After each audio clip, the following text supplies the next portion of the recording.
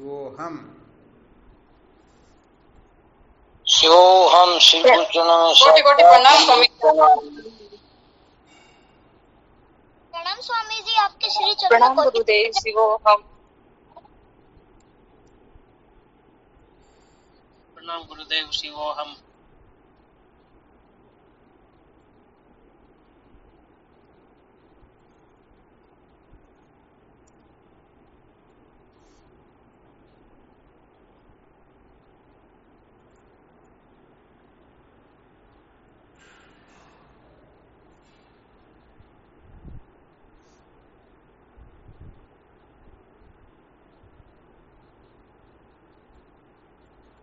क्या विषय चल रहा था अपना? संसार को बनाए रखकर कभी भी सत्य का साक्षात्कार नहीं किया जा सकता। संसार को बनाए रखकर कभी भी सत्य का साक्षात्कार नहीं किया जा सकता, यही चल रहा था ना जी कल क्या सुनाया था इसके अंतर्गत? गुरुदेव, कल सत्य के साक्षात्कार में हम स्वयं ही प्रतिबंधक। सत्य के साक्षात्कार में हम स्वयं ही सबसे बड़े प्रतिबंधक होते हैं, क्योंकि हम अपनी कल्पनाओं से, वासनाओं से, मान्यताओं से, जानकारियों से मुक्त नहीं होना चाहते हैं, बल्कि या तो इनको महत्व दे करके सत्य का साक्षात्कार करना चाहते हैं अथवा इनके अनुसार करना चाहते हैं। अर्थात इनका खंडन मंडन हो जाए, इनका तिरस्कार हो जाए, इनको झूठा आदि कह दे तो बड़ी कठिन बात हो जाती है। हम फिर अपनी स्थिति में स्थित नहीं रह पाते हैं।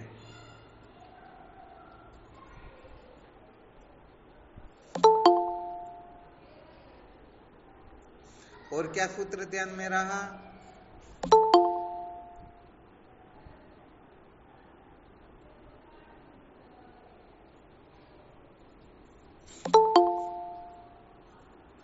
आज YouTube पर डाल भी दिया था कल के सत्संग को, तो जिन्होंने नहीं सुना होगा वो उनसे भी सुन सकते हैं, और जिन्होंने डबल सुना हो उनको तो और ज्यादा याद रहा होगा।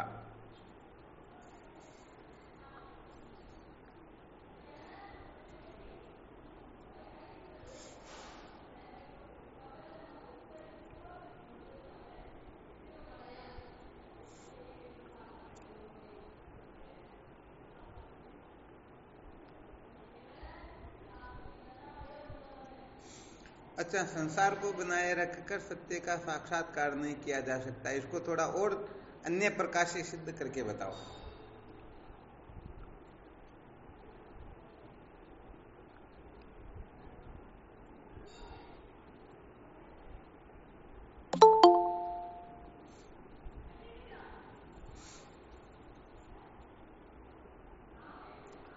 पहले छोटा सा दृष्टांत सुना देते जिससे अच्छी तरह से ध्यान में आ जाएगा ना।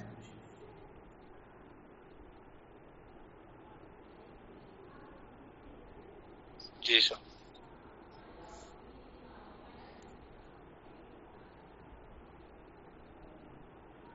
यहाँ पर थोड़ा वह दृष्टांत देने से पहले एक विशेष सूत्र बता देते हैं। अच्छा, विचार करके बताओ, जब हम संसार को महत्व देते हैं तो अज्ञान स्वतः ही ग्राह्य हो जाता है या नहीं हो जाता है? अज्ञान की सिद्धि हो जाती है या नहीं हो जाती है? हो जाती है। अज्ञान का नाम संसार है। बहुत बहुत अच्छी बात है। चलो फिर थोड़ा ध्यान दे करके सुनना दृष्टांत को, फिर मंथन करके देख लेना कि सचमुच में ये कितना खतरनाक होता है, कितना मुश्किल हो जाता है।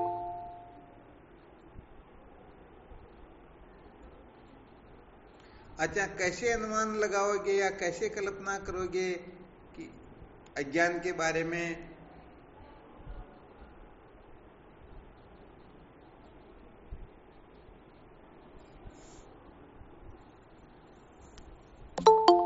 महाराज जी, ज्ञान से ही अज्ञान को जाना जाता है। जब ज्ञान है जब देखते हैं कि अज्ञान है। किसी से जाना जाता? ज्ञान से ही अज्ञान सिद्ध होता है।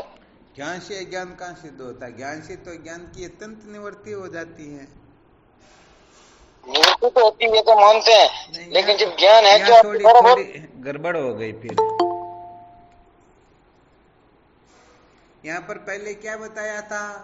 कार्य का अनुमान, कार्य को देख करके कारण का अनुमान लगाया जा सकता है। जैसे पर्वत में उठते हुए धुएं को देख करके वहां अग्नि होने का अनुमान लगाया जा सकता है। तो आपको संकेत तो किया था ना, ये संसार है तो अज्ञान से ही तो संसार उत्पन्न होता है। बिना अज्ञान के किसी की प्रतीति होती क्या? नहीं। तो संसार की प्रतीति जो है उस अज्ञान की सिद्धि कर रही है कि जब संसार नाम की कोई वस्तु है तो इसको उत्पन्न ले जाओ।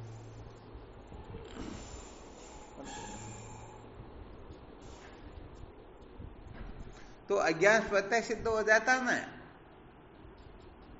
जी गुरुदेव हो जाता, क्योंकि अज्ञान की सिद्धि से ही तो जगत की सिद्धि होती है। यदि अज्ञान ही न हो तो जगत की सिद्धि हो सकती है क्या?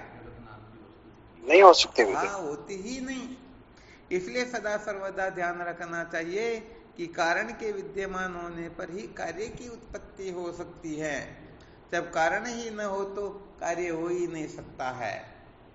जैसे बहुत सारे लोग कहते हैं कि ये जगत जो है बिना कारण के अपने आप ही उत्पन्न हो गया।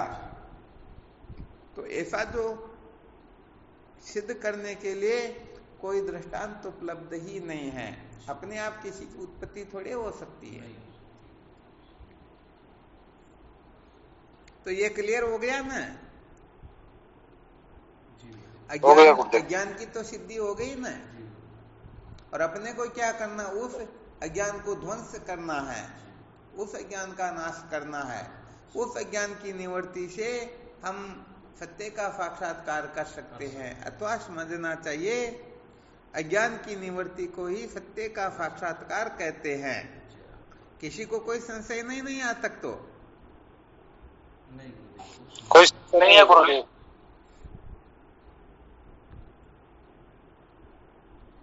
चलो अब फिर वो दृष्टांत बता देते हैं।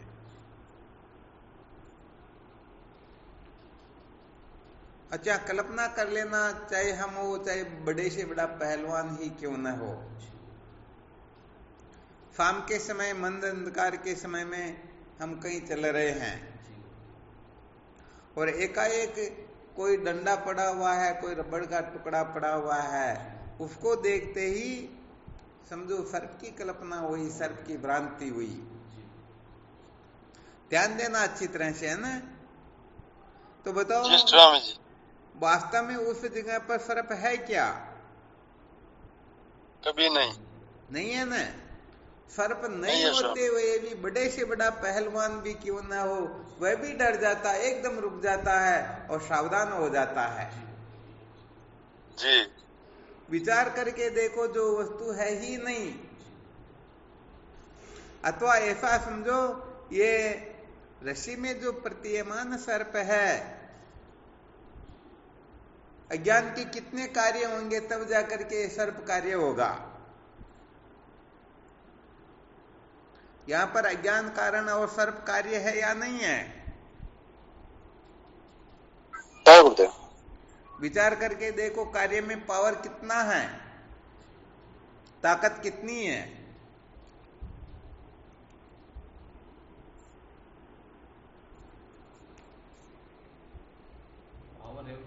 या ताकत नहीं है? जी है स्वामी जी, ताकत है गुरुदेव। अरे यहाँ पर तो बड़े से बड़ा पहलवान भी क्यों ना हो, वह भी एकदम डर जाता, वो भी रुक जाता है, अरे भाई कहीं गड़बड़ ना हो जाए। तो देखो अज्ञान के कार्य में भी इतनी ताकत है, तो बताओ अज्ञान में कितनी ताकत होगी। थोड़ा आपको दिग्दर्शन करवा रहे हैं। संसार को बनाए रखकर सत्य का साक्षात्कार क्यों नहीं किया जा सकता? अरे संसार तो उस अज्ञान का कार्य है।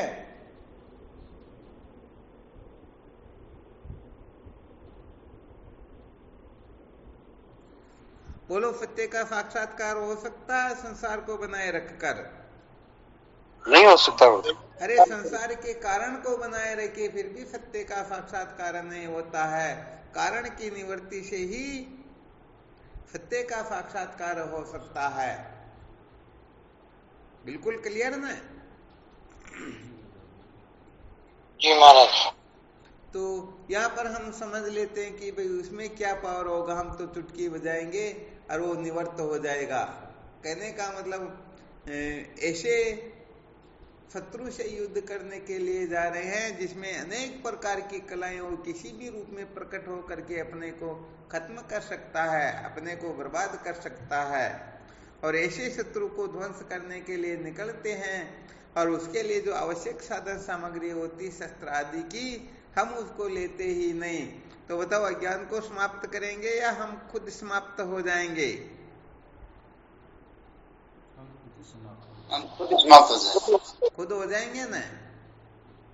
हाँ भाई, इसलिए बहुत अच्छी तरह से ध्यान रखना, यहाँ पर सामग्री पूर्ण रूप से होनी चाहिए। यदि पूर्ण रूप से सामग्री नहीं होगी तो हाँ, ज्ञान इतना खतरनाक है, एक छोटी सी वस्तु भी हमें इधर उधर कर देती है। तो ये ज्ञान इतना खतरनाक है कि ये अनंत कोटि ब्रह्मांड, ये क्या है? ज्ञान के ही तो कार्य है। तो कल्पना करके देख सकते हैं, अनंत कोटि ब्रह्मांड जिस तत्व के न जानने से या अज्ञान से प्रतीत होते हैं, तो अज्ञान कितना पावरफुल होगा, कितना खतरनाक होगा। हाँ, उसकी निवृत्ति ऐसे छोटे मोटे टोने टोटकों से अज्ञान की निवृत्ति सचमुच में होने वाली है ही नहीं। हाँ, देख लेना यदि हो सके तो ये तो पता लग गया ना अज्ञान कितना खतरनाक है।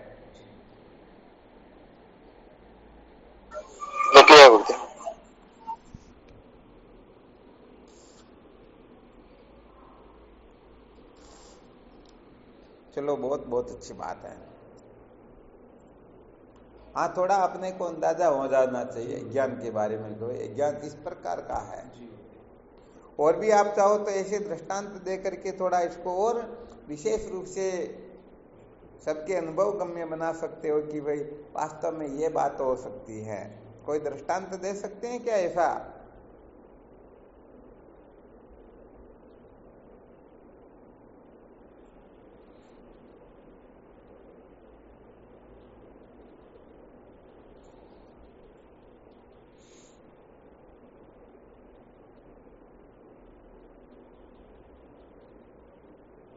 कोई नहीं देना चाहते हैं ना? चलो कोई बात नहीं। हाँ, कोई देना चाहते हो तो कोई बात नहीं, दे सकते हैं। अपनी बुद्धि की परीक्षा हो जाती है, इसमें ऐसी कोई बात तो है नहीं। गुरुदेव, थोड़ा सा ये और समझना चाहती हूँ कि जैसे आपने ये बताया कि कारण को देखकर कार्य का अनुमान लगाया जाता है। नहीं, कार्य को देख करके कारण का अनुमान किया जाता है। वैसे कारण को देख करके कार्य का भी अनुमान होता है, ऐसी बात नहीं है। कहीं पर कार्य को देख करके कारण का, कहीं कारण को देख करके कार्य का अनुमान होता है। तो गुरुदेव, जब अपन ने सर्प में रस्सी में सर्प की भ्रांति की है तो वहाँ अज्ञान का कार्य बताया ना आपने? हाँ, वो रस्सी की अज्ञान से ही सर्प उत्पन्न हुआ। यदि रस्सी का अज्ञान नहीं होता तो वो सर्प होता ही नहीं। यहाँ थोड़ा संकेत ये करना चाहते हैं कि रस्सी में प्रतीयमान सर्प जो है ना, वास्तव में वह है ही नहीं। फिर भी वह कहने का मतलब बड़े से बड़े पहलवान को एक जगह पर खड़े रहने को मजबूर कर देता है। तो सचमुच में जो अज्ञान है वह कितना पावरफुल होगा, कितना खतरनाक होगा, ऐसा समझना चाहिए। ये अज्ञान का कार्य स्थूल शरीर आदि जो है ना, ये स्थूल शरीर से भी हम अमत्व ममत्व नहीं निकाल सकते हैं, आसक्ति नहीं निकाल सकते हैं, इनसे ऊपर नहीं उठ सकते हैं। इनके छोड़ने में भी हमें बहुत बड़ी बाधा आती है। तो बताओ, वो जो ज्ञान जिसे अनंत कोटि ब्रह्मांड बनते बिगड़ते हैं, वो कितना खतरनाक होगा। यहाँ पर तो देह तो दूर की बात, देह के जो नाते रिश्ते होते हैं, संबंधी होते हैं, उनसे भी हमारी आसक्ति अमता ममता निकलती नहीं है। बहुत दूर दूर की वस्तुएं, उनमें भी हमारा चित्त चला जाता है। यहाँ संकेत किया जा रहा है कि जब तक हम सचमुच में ठीक ठीक समझ प्राप्त नहीं कर लेते ना, तब तक सच्ची बात यह गड़बड़ घोटाला निकलता ही नहीं है। इसलिए हम अज्ञान को क्या समझ लेते कि हम 2-4 बातें याद कर लेंगे और अज्ञान भग जाएगा। हाँ, वास्तव में देखा जाए तो समस्त प्रपंच का जो अधिष्ठान है ना, उसको जाने बिना यदि कोई अज्ञान का खात्मा हमने कर लिया ये समझ लेता है तो बहुत बड़े धोखे में होता। यहाँ पर अधिष्ठान ज्ञान से जो निवृत्ति होती है उसी को यथार्थ माना जाता है। विपरीत ज्ञान से काम चलने वाला सचमुच में होता ही नहीं। विपरीत ज्ञान का मतलब रस्सी में प्रतीयमान सर्प को देख करके कल्पना कर ले, अरे भाई सर्प नहीं, ये तो माला हो सकती है, तो यहाँ सर्प की निवृत्ति तो हो गई, परंतु भ्रांति तो जो की त्यों है ना, माला की भ्रांति हो गई। कोई ना कोई भ्रांति तो लगी रहेगी ना। हाँ बोलो, क्या कह रहे हो?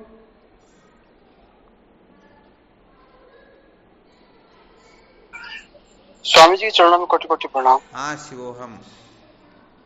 गुरुदेव, पहले आपने समझा ही दिया था मूल विद्या के बारे में, जो कार्य रूप विद्या और कारण रूप विद्या। तो सबसे पहले कार्य रूप विद्या को हटानी पड़ेगी। हाँ, कार्य रूप विद्या। फिर भी कहने का मतलब यह संकेत इसलिए किया जा रहा है कि हमें कितनी ताकत लगानी पड़ती है, तब जाकर के इस स्थूल शरीर से हम थोड़ी बहुत अहमता ममता को निकाल पाते हैं। वरना देह के प्रति हमारा इतना आग्रह बना रहता है कि देह के अपमान से हम अपने को अपमानित समझते हैं। देह का मान हो गया तो हम अपनी स्तुति समझ लेते हैं। देह के साथ में कुछ भी हो गया तो हम अपना ही समझ लेते हैं। विचार करके देखो, हम देह के साथ में कितना तादात्म्यपन करके अर्थात एक में को कर रहे हैं। इस देह को ही हम अपना स्वरूप समझने लग जाते हैं। ये जो देह है यही मैं हूं, मैं इस देह से बिन हूं ही नहीं, ऐसी ऐसी नासमझियां हमारे खोपड़े में बैठ जाती है। तो सच्ची बात यह है कि वह वेदांत विचार ठीक प्रकार से कर पाता ही नहीं। कैसे कर पाएगा? बिल्कुल नहीं कर पाएगा। तो भाई ये तो अज्ञान का कार्य है। इस कार्य से ऊपर उठने में भी हम इतनी आनाकानी कर रहे हैं, इतना जोर लग रहा, पता नहीं क्या क्या करना पड़ रहा, तो फिर अज्ञान की निवृत्ति के लिए क्या करेंगे? देश अनास्था हो जाए, देश में आसक्ति न रहे, अमता ममता न रहे, देह का बाध हो जाए, देह का निराकरण हो जाए, देह को हम कचरा समझ ले, इसके लिए कितना पावर चाहिए? विचार करके देखो। संकेत शायद समझ में आ रहा होगा थोड़ा बहुत, है ना? जी गुरुदेव। अथवा यहाँ पर ऐसा समझो, जो सचमुच में अज्ञान के कार्यों पर विजय प्राप्त कर लेते हैं तो निश्चित रूप से अज्ञान को भी तराशायी कर सकते हैं।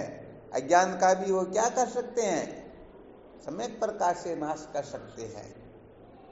परंतु थोड़ी बहुत फूरवीरता, युद्ध में जाते तो उनकी थोड़ी बहुत फूरवीरता जो देखते हैं ना, तो भाई तुम ऐसा करके दिखा सकते हो या नहीं। ट्रेनिंग तो होती है ना पहले।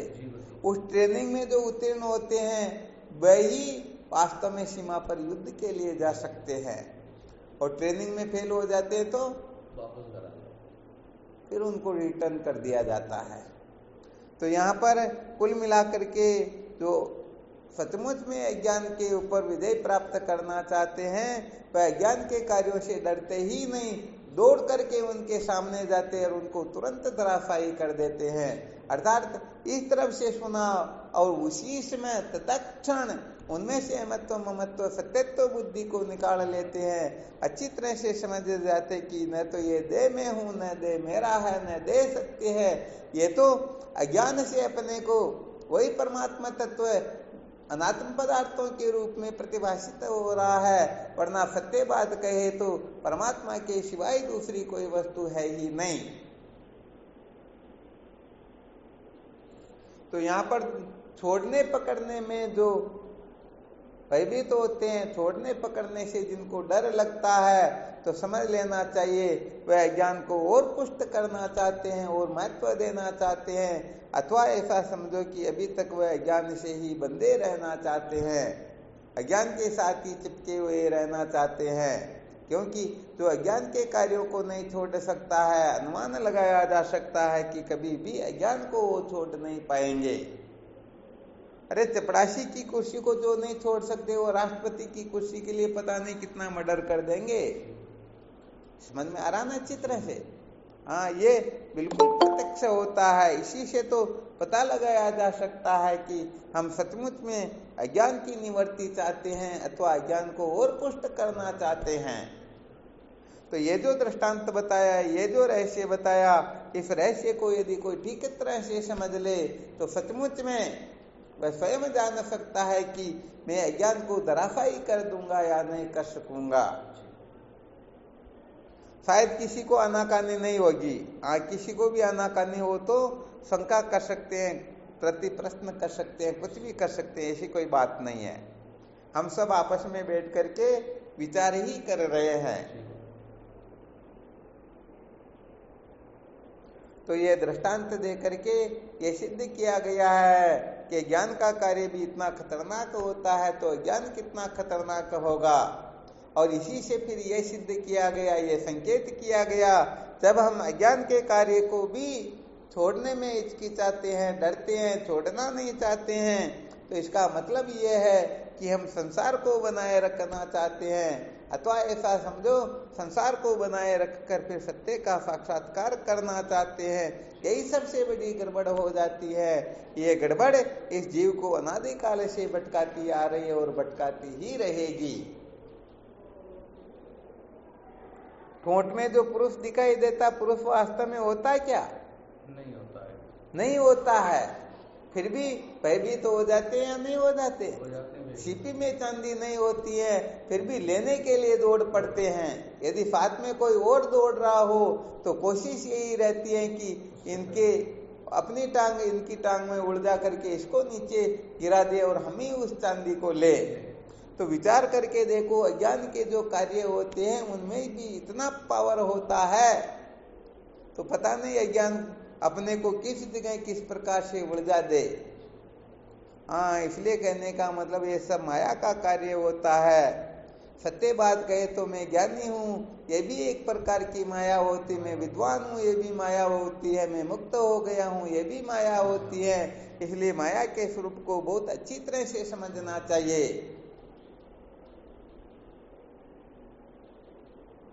कहते हैं ना, माया को प्रचंड वेग पार नहीं जाने देते, कोई साधु सूरवीर माया जिन त्यागी है। रिधि होई छल लेत, सिद्धि होई छल लेत नवनिधि, योगी भोगी जति है। मैं योगी हूँ, भोगी हूँ, सन्यासी हूँ, ये भी माया है। माया चिन्ह ज्ञानी ध्यानी, माया चिन्ह अभिमानी, माया चिन्ह ग्रही त्यागी, सबको नचाती है। कहते अचल राम, माया को प्रचंड काम, मर्याबाद छोड़े नहीं, लाराओं अत सती है। तो मैं गृहस्थी हूँ, मैं सन्यासी हूँ, ये भी माया है। मैं जिज्ञासु हूँ, मैं मुक्त हूँ, मैं ज्ञानी हूँ, ये भी एक प्रकार की माया होती है। ये सारा का सारा ज्ञान कृत्य ही होता है। सचमुच में सत्य कहे तो सच्चिदानंद अद्वितीय ब्रह्म के सिवाय नैना नास्ति किंचन, और कोई दूसरी वस्तु है ही नहीं।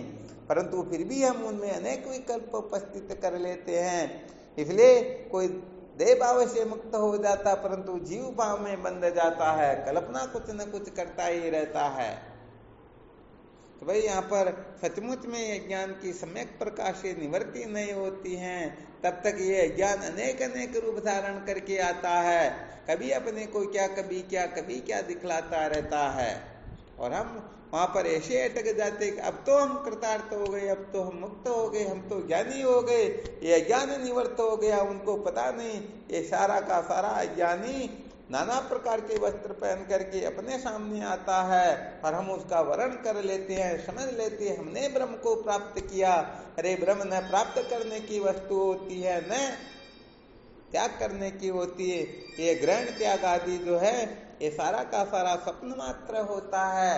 इसलिए जब तक कल्पनाओं में उलझे रहेंगे तब तक समझना चाहिए हम अज्ञान में ही उलझे हुए हैं, अज्ञान में ही बंधे हुए हैं। बिल्कुल क्लियर? जी क्लियर गुरुदेव। हाँ, कुल मिलाकर के सत्य को जाने बिना दुखों का अंत होता ही नहीं है। जितनी जितनी कल्पनाएं करेंगे उतना उतना अभिमान बढ़ेगा, उतना उतना अत्यास बढ़ेगा। इसलिए कल्पनाओं में जीना छोड़ो, हकीकत को अपनाओ। वास्तव में परम सत्य क्या होता है उसको जानने की चेष्टा करो। उसको जान करके ही हम सदा सदा के लिए कृतार्थ हो सकते हैं। इसलिए भाई ठीक ठीक तत्वानुसंधान करो, तभी जीवन सार्थक होगा। वरना ये छोटी मोटी बातें जो होती है ना, हाँ थोड़ा बहुत वैराग्य हो जाता, थोड़ी बहुत जिज्ञासा होती, थोड़ा बहुत साधन भजन कर लेते हैं, थोड़े बहुत टोने टोटके कुछ न कुछ कर लेते, समझ लेते कि हमारा जीवन धन्य हो गया, हम कृतार्थ हो गए। हाँ सत्य बात यही है, सारी की सारी अज्ञान की ही सकल सूरतें होती हैं। ये दृष्टा स्वरूप में स्थित होना हो, चाहे तीन अवस्थाओं का मैं साक्षी हूं, पंचकोश का ऐसा वैसा हूं, ये सारे के सारे अज्ञान करते फॉर्मूले होते हैं। इसलिए कितनी भी कल्पना क्यों न करो, ये अज्ञान कृत्य ही होते हैं। और जब ये साधक पूर्ण रूप से साधन संपन्न होकर के, आज प्रातःकाल सुनाया ना, हाँ साधकों को केवल और केवल मात्र प्रथम भूमिका के बारे में अच्छी तरह से मंथन करना चाहिए। अर्थात तीन जो सूत्र बताए गए, कर्म धन भोग आदि का सम्यक प्रकार से त्याग, और दूसरा सूत्र बताया था चतुष्टय साधन संपन्न होना, और तीसरा सूत्र बताया था केवल और केवल मात्र श्रोत्रिय ब्रह्मनिष्ठ गुरुदेव के चरण कमलों का आश्रय, इसके सिवाय सबका त्याग। ये तीन सूत्र जिनके हृदय में सम्यक प्रकार से प्रतिष्ठित हो जाते हैं, सचमुच में वही इस दुर्जय शत्रु के ऊपर, इस अज्ञान रूपी शत्रु का खात्मा कर सकते हैं। वरना सचमुच में और किसी प्रकार से खात्मा होता ही नहीं। अनेक प्रकार का ये रूप धारण कर करके ये अपने को पागल बनाता रहता है। थोड़ी बहुत देर के लिए यदि वैराग्य आ गया तो मैं बहुत बड़ा विरक्त हूँ, और थोड़ी देर के लिए भोगों में आसक्ति हो गई तो मैं बहुत बड़ा भोगी हूँ। तो कभी ये अपने को योगी समझता, कभी भोगी समझता, कभी ग्रही समझता, कभी त्यागी समझता, कभी ज्ञानी समझता, कभी अज्ञानी समझता है, कभी ब्रह्म समझता, कभी जीव समझता। अरे भाई ब्रह्म भी समझ रहे हो, परंतु सचमुच में जब तक ब्रह्म शब्द का सचमुच में अर्थ क्या होता है, हाँ उस अर्थ के अर्थ को जब तक जानेंगे नहीं तब तक अनर्थ की निवृत्ति कभी भी होने वाली है ही नहीं। हाँ इसलिए बहुत अच्छी तरह से मंथन करना होता है। ये शंकर अद्वैत वेदांत का विचार केवल और केवल मात्र गुरुदेव के सानिध्य में बैठ करके ही करने का होता है। ये स्वतंत्र जो कुछ भी करते हैं ना, उससे या तो अभिमान बढ़ेगा या अज्ञान जो है और ज्यादा पुष्ट हो जाएगा, नासमझियां बढ़ती ही रहेगी, और ये जीव सचमुच में अविद्या से ग्रसित ही रहेगा। हाँ इसलिए अज्ञान की ताकत को बहुत अच्छी तरह से समझ लेना चाहिए। इतना खतरनाक है कि वास्तव में कुछ हो ही नहीं, फिर भी पता नहीं क्या करके दिखा देता है। तो यहाँ पर सचमुच में हम अज्ञान के बंधन से छूटना चाहते हैं या नहीं, तो जो स्थूल शरीर सूक्ष्म शरीर के ऊपर सम्यक प्रकार से विजय प्राप्त करके फिर इस कारण शरीर रूप ज्ञान को भस्मीभूत करने के लिए जो साधन संपन्न होकर के प्रवृत्त हो जाते हैं, ऐसे साधक ही सचमुच में कृतार्थ हो पाते हैं, वही सचमुच में जीवन को धन्य बना पाते हैं।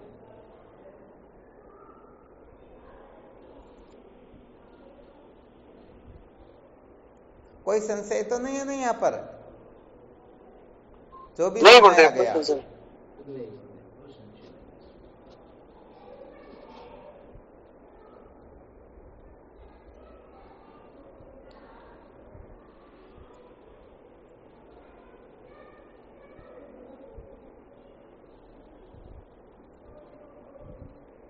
तो यहाँ पर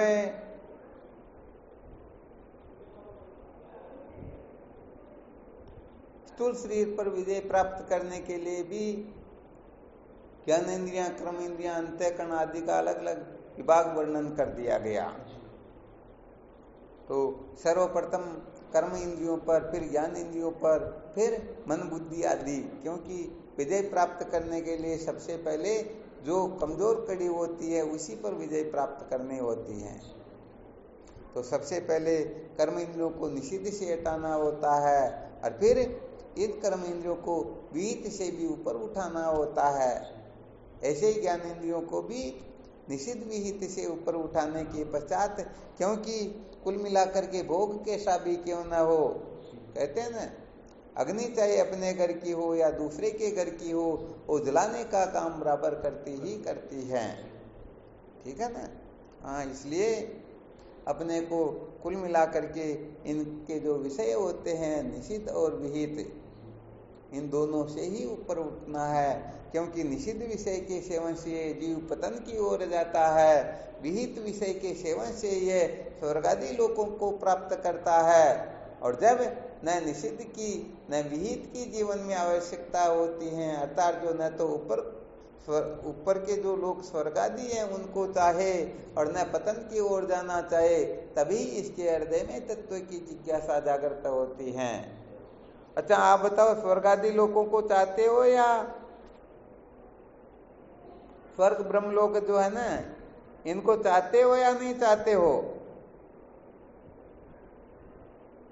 मेरे विचार से तो गुरुदेव अपने ग्रुप में तो ऐसा कोई होगा नहीं जो लोग को चाहता होगा। अच्छा, क्या बात। देखो भाई, भूसालाल जी ठेका ले रहे हैं कि अपने ग्रुप में तो शायद ऐसा कोई होगा जो स्वर्ग लोक को या ब्रह्म लोक को चाहता हो। क्या बात, भूसालाल जी ने तो ठेका भी बहुत तगड़ा लिया, परंतु सोच रहा हूं इस ठेके को ही निरस्त कर दे।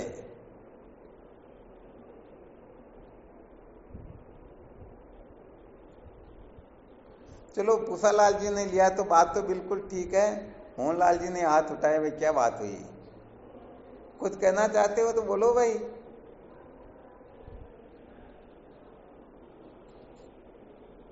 चाहते गुरुदेव? क्या हुआ? नहीं चाहते। नहीं चाहते, क्या बात, बहुत बहुत धन्यवाद है। चलो, मोहनलाल जी महाराज ने तो, मोहनानंद जी महाराज ने जरूर कमाल करके दिखाया। और भी कोई है क्या? जी स्वामी जी, नहीं चाहते। नहीं चाहते हैं ना? चलो, 2 साधक तो हुए कम से कम। गुरुदेव 3 साल सत्संग सुनाया, अब से भी हमें रेवा जी का। क्या हुआ? गुरुदेव 3 साल ही सत्संग को मतलब ही वही है शायद। अच्छा अच्छा, क्या बात है भाई, बहुत सारे साधकों ने हाथ उठाया, इसका मतलब।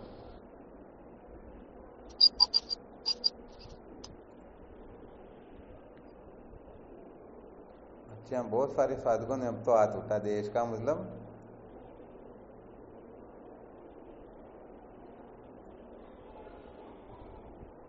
चलो, बहुत अच्छी बात है।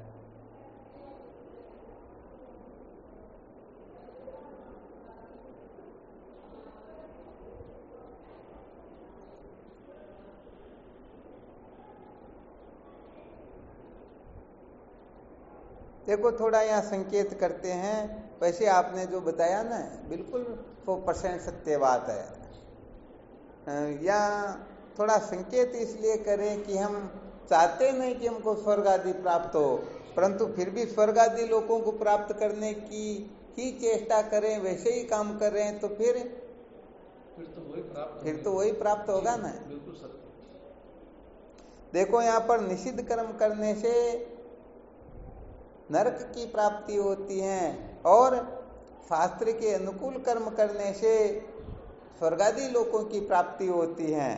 तो ये तो पक्का है कि अपने ग्रुप में कोई निषिद्ध कर्म करने वाला 1% भी नहीं है, परंतु शास्त्र के अनुकूल कर्म करने वाले कौन कौन है? जो हाथ खड़े करके बताओ, हम शास्त्र के अनुकूल कर्म नहीं करते हैं।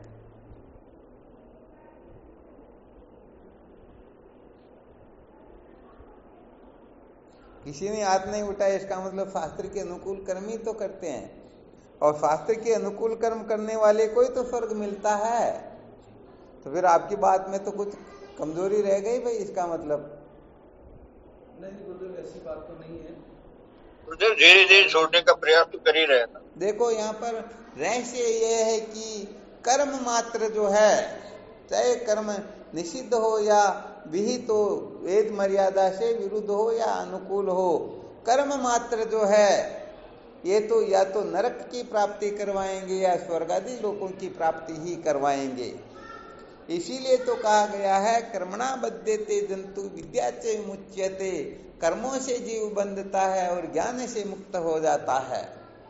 यहाँ पर जो तत्व जिज्ञासु होता है ना, जिसके हृदय में तत्व की जिज्ञासा जागृत हो जाती है, तत्व जिज्ञासा का जागृत होने का जो फॉर्मूला होता है ना, वो क्या है? विहितानाम कर्मणाम विधि प्रीत्याग संन्यास है। विहित कर्मों का विधि पूर्वक जो त्याग होता है उसे संन्यास कहते हैं। इस संन्यास को ही तत्व जिज्ञासा कहते हैं, अर्थात वासनाओं के त्याग का नाम संन्यास होता है।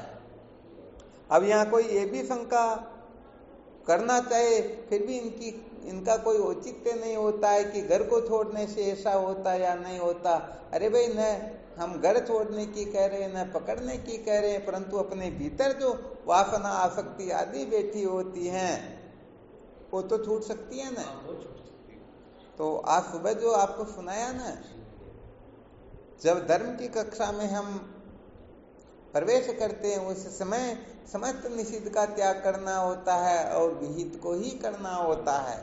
इसके लिए दृष्टांत भी दे करके बता दिया था कि यदि हम धर्म की कक्षा का अवलंबन लेना चाहते हैं, धर्म के अनुसार अपना जीवन जीना चाहते हैं या स्वर्गादि लोकों की प्राप्ति की कामना चाहते हैं, तो अपनी पत्नी के सिवाय सबको मां समझना होता है। ठीक है ना? तो अपनी पत्नी के सिवाय सबको मां समझना, ये कहने का मतलब स्वर्ग की प्राप्ति का हेतु हो गया। परंतु वेदांत की कक्षा में अपनी पत्नी को भी मां समझना होता है। अब बताओ कितनी ऊंची बात होगी। अब हम यदि ऐसा समझ रहे हैं तब तो समझो हम सचमुच में स्वर्ग लोक को नहीं प्राप्त करना चाहते हैं, ब्रह्म लोक की इच्छा नहीं है, हम सचमुच में सच्चे मुमुक्षु हैं, हम मोक्ष के सिवाय कुछ चाहते ही नहीं। परंतु यदि ऐसा नहीं कर पाते हैं तो सचमुच में हम स्वर्ग की ही कामना कर रहे हैं। हाँ, भले कहते हैं कि हमको तो मोक्ष चाहिए, ब्रह्म तत्व चाहिए, परंतु उनकी क्रिया चेष्टा के अनुसार ही उनको फल मिलेगा। तो बताओ स्वर्ग आदि लोकों के सिवाय कुछ और मिलने वाला है क्या? विहित कर्म में आसक्त है तो गुरुदेव सर्ववादी लोग ही मिल सकते, ये मिलेगा ना। हाँ, इसीलिए तत्व जिज्ञासा के अंतर्गत जब षट संपत्ति का वर्णन किया जाता है उस समय इन सबका निषिद्ध का तो पहले त्याग हो जाता, विहित का भी खाता समाप्त कर दिया जाता है। यहाँ पर केवल और केवल मात्र तत्व जिज्ञासा को महत्व दिया जाता है। जिज्ञासा के सामने फिर कोई कुछ नहीं होता है, वरना हम अपने कर्तव्य के पालन में लगे हुए कि हमारा ये कर्तव्य है, ये कर्तव्य है। अरे यदि हम अपना कुछ कर्तव्य समझ रहे हैं तो समझो सचमुच में हम ज्ञानी थोड़े ही हैं, अज्ञानी ही तो है। जो ज्ञानी होता वही कृतार्थ होता, वही मुक्त होता, और जो अज्ञानी होते हैं या तो नरक में जाएंगे या स्वर्ग में जाएंगे। तो निषिद्ध कर्म करने वाला नरक में जाता, विहित कर्म करने वाला नरक में थोड़े जाएगा क्या?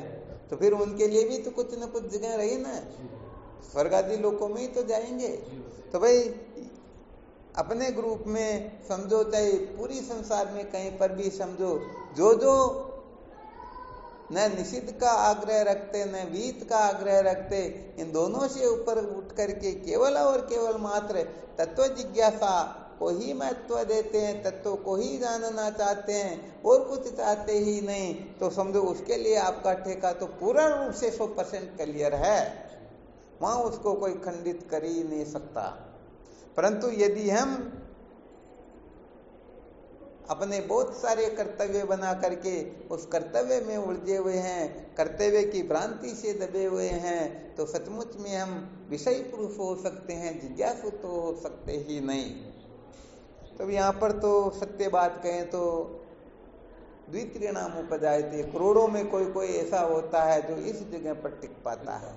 हाँ, बात थोड़ी खतरनाक है, तो अपने को ऐसा भी नहीं समझना कि हम ऐसा नहीं कर सकते तो साधक नहीं, ऐसा नहीं करते और फिर साधन भजन छोड़ दे तो अनादिकाल की साधना भी तो व्यर्थ चली जाएगी ना। अरे अभी कहने का मतलब हम वहां नहीं पहुंचे फिर भी चल तो रहे ना। चलना यदि छोड़ दोगे या उल्टा चलने लगोगे तो पता नहीं कितने जन्मों की जो साधनाएं चलती आ रही, हम पता नहीं किस जगह पर पहुंच गए, वहां से भी पतित हो जाएंगे, भटक जाएंगे और ये जीवन व्यर्थ चला जाएगा। इसलिए अपने में ऐसा साहस हो या न हो, कम से कम अपने को नीचे की ओर नहीं जाना है। जिस जगह पर हो वहां पर टिके रहो। यदि विहित के अंतर्गत आग्रह भले कितना क्यों ना हो, परंतु विहित से नीचे तो उतरना ही नहीं है। और जब इन विहित कर्मों को हम निष्काम भाव से करेंगे तभी अंतःकरण के मल विक्षेप दोषों की निवृत्ति होगी। और जब सचमुच में विहित से वैराग्य हो जाएगा तभी हम चतुष्टय साधन संपन्न हो पाएंगे, तभी हम जिज्ञासु हो पाएंगे। और जो सच्चा जिज्ञासु होता वही अविद्या के बंधन से मुक्त हो पाता है।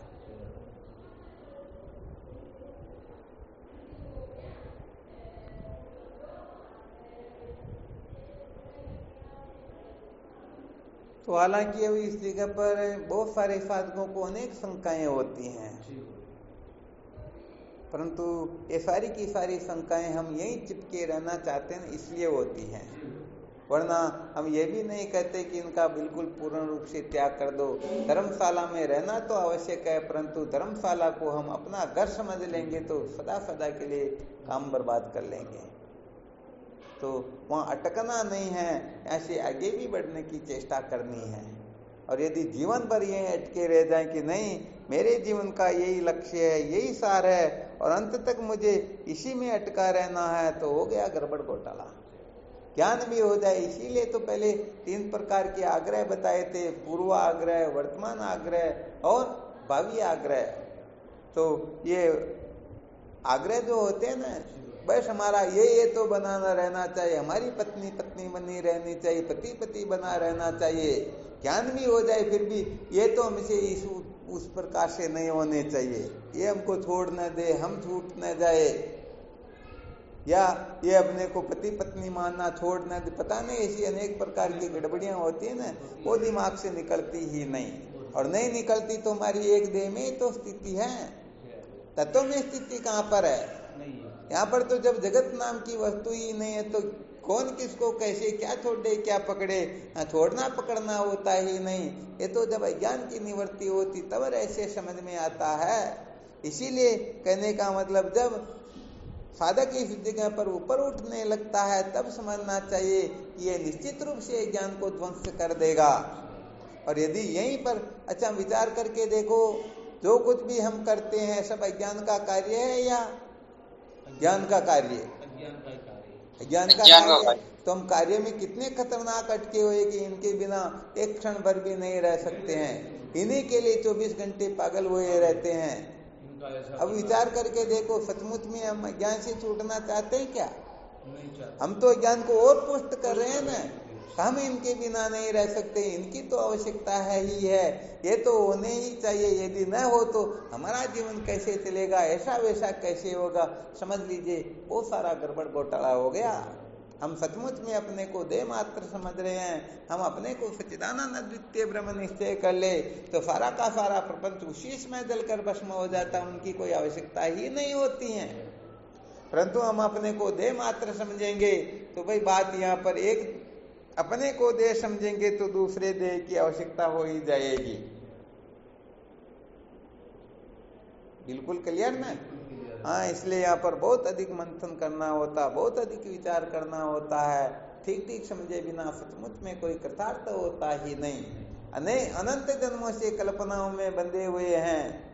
कितनी बार बताया नहीं बताया, ये संसार में ऐसी कोई स्त्री है ही नहीं जो कभी अपनी माँ बहन बेटी पत्नी न बनी हो, ऐसा कोई पुरुष है ही नहीं जो पति पिता पुत्र भाई न मना हो। परंतु फिर भी हम चाहते नहीं इस जन्म में तो हमारा बिछोड़ा हो ही नहीं।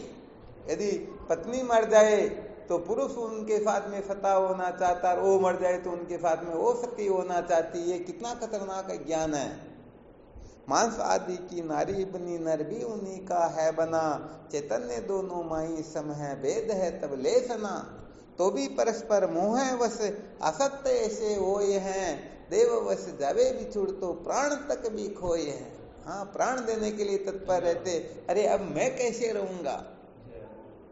कल कबूतर कबूतरी वाला दृष्टांत सुनाया था, जिनमें बच्चे जाल में उलझे हुए हैं तो उनकी माँ देखती, अरे ये मोह की तो महिमा है, मोह के कारण ही तो ऐसा गड़बड़ घोटाला होता, तो मेरे बच्चे उलझे हुए, अब ये मर जाएंगे और ये मर जाएंगे तो मैं किसके लिए जीऊं, मेरा तो जीवन ही व्यर्थ है, ऐसे जीवन को धिक्कार है। अरे मेरे सामने मेरे बेटे जाल में उलझे हुए फड़फड़ा रहे हैं, थोड़ी देर में मर जाएंगे, अब मेरे जीवन को धिक्कार है, ऐसा सोच करके वो भी अंदर कूद जाती और वो भी उलझ जाती हैं। और कबूतर सोचता, गजब हो गया, अरे जिनकी जीवन संगिनी, हाँ, जिनके बिना में एक पल भर भी नहीं रह सकता हूं, अब ये कहने का मतलब मर रही तड़प रही ये चली गई, तो ऐसे विदुर जीवन को रख करके क्या करना, इसे तो अच्छा है मर ही जाना चाहिए। और वो बेचारा भी कूद पड़ता है। लो बोलो, वह उनके बिना नहीं रह सकते, ये विहिति तो होता और क्या होता, ये कर्तव्य की भ्रांति तो होती, ये करना धरना ही तो होता। और पहले बहुत अच्छी तरह से बता दिया गया, करने धरने से संसार कटता नहीं, हटता नहीं, फटता नहीं। अरे कुछ नहीं किया जो तो इतना संसार, इतना प्रपंच दिखाई देता है, अब कुछ करेंगे तो ये संसार घटने वाला है नहीं, और अधिक बढ़ेगा और अधिक बढ़ेगा, बढ़ता ही रहेगा। इसलिए संसार को मिटाना हो तो इसके मूल मर्म को जानना पड़ता है। मूल मर्म को जाने बिना संसार की आत्यंतिक निवृत्ति होती ही नहीं। इसलिए सच्ची बात तो यह है कि हम सच्चिदानंद अद्वितीय ब्रह्म हैं, हम न किसी के बाप है, न बेटे हैं, न पति है, न भाई है, न ब्राह्मण है, न शूद्र है, परंतु ये गपोड़ा दिमाग से निकलता ही नहीं, मैं तो उनकी पत्नी ही हूँ, मैं उनके बिना नहीं रह सकती, मुझे तो ये चाहिए ही चाहिए। ऐसा करके ये ज्ञान की बड़ी विलक्षण महिमा होती है कि बेचारे भोले जीव इसमें उलझे रहते, 24 घंटे छटपटाते रहते हैं, छूटने की इच्छा ही नहीं होती, और कोई छुड़ाने की कृपा करे, कोशिश करे तो समझते कि ये मजे लेना चाहते, इसलिए हमें इधर से उधर कर रहे हैं, बल्कि हम भी इतने होशियार कि हमको कोई टस से मस करके देख लें। आ गया ना अच्छी तरह से समझ में? तो भाई ये ऐसे बहुत अच्छी तरह से समझना चाहिए। जो ठीक प्रकार से समझेगा वह कृतार्थ होगा, और जो ठीक प्रकार से नहीं समझ पाएगा वो ऐसे ही जन्म मृत्यु की श्रृंखला में भटकता रहेगा। हाँ, कोई संशय हो तो देख लेना भाई, क्योंकि वेदांत की बात तो वेदांत में ऐसा नहीं होता कि डर डर के बोला जाता, ऐसा नहीं कि किसी को कोई नुकसान हो जाएगा या ऐसा कुछ हो। हाँ, यहाँ पर ऐसी बात ही नहीं होती है। वेदांत के सूत्र तो दो टूक का मतलब क्या होता है, वो फाट पटिका बोलते हैं ना, तू तेरे मुंह में मेरे, ऐसी कोई आवश्यकता ही नहीं है। यहाँ पर तो बड़े स्पष्ट ढंग से कह दिया जाता भाई असली बात ये समझ में आए तो ठीक, नहीं तो जन्मो और मरो, ये संसार पड़ा, मौज मस्ती करो, मनोरंजन करते रहो।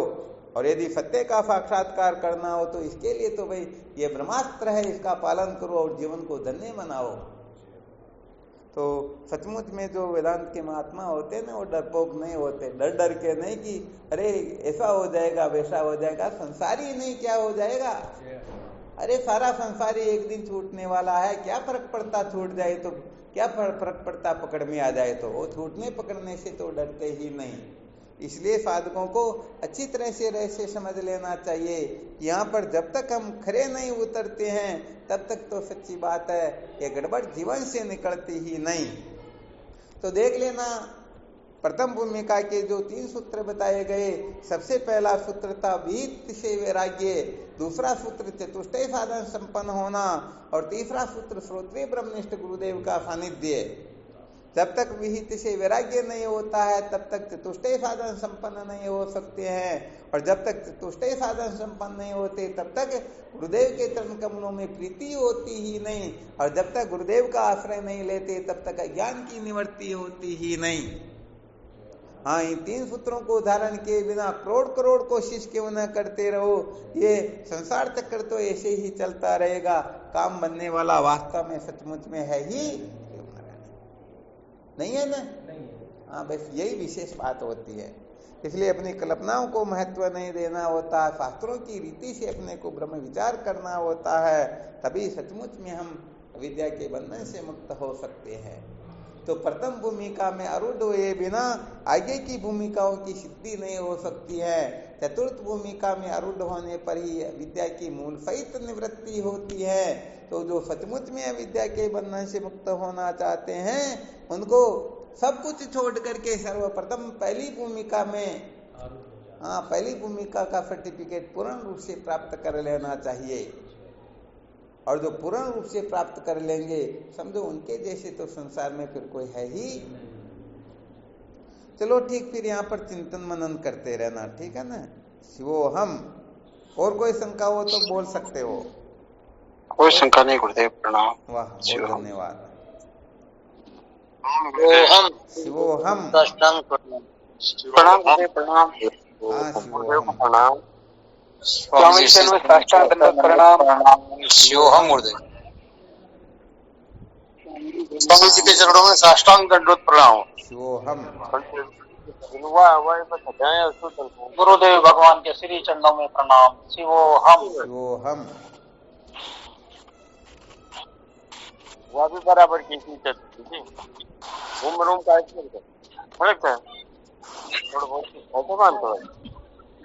प्रणाम गुरुदेव। शिवोहम। हाँ, शिवोहम।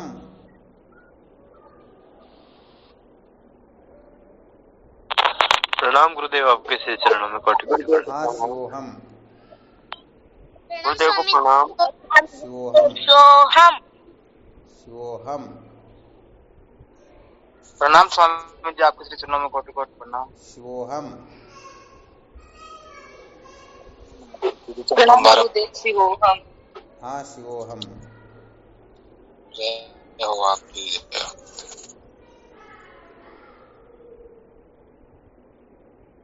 कोटि कोटि प्रणाम स्वामी जी, आपके श्री चरणों में। हाँ, शिवोहम। हमारे सतगुरु शरणम कोटि कोटि प्रणाम बाबू जी। शिवोहम। हाँ, शिवोहम। श्री गुरुदेव के चरणों में साष्टांग दंडवत प्रणाम। शिवोहम दादा। शिवोहम। प्रणाम गुरुदेव, आपके श्री चरणों में प्रणाम, बारंबार प्रणाम। शिवोहम।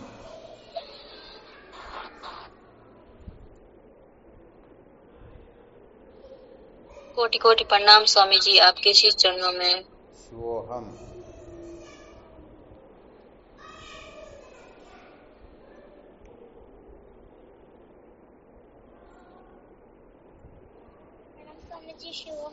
हाँ गुरुदेव। हाँ, शिवोहम।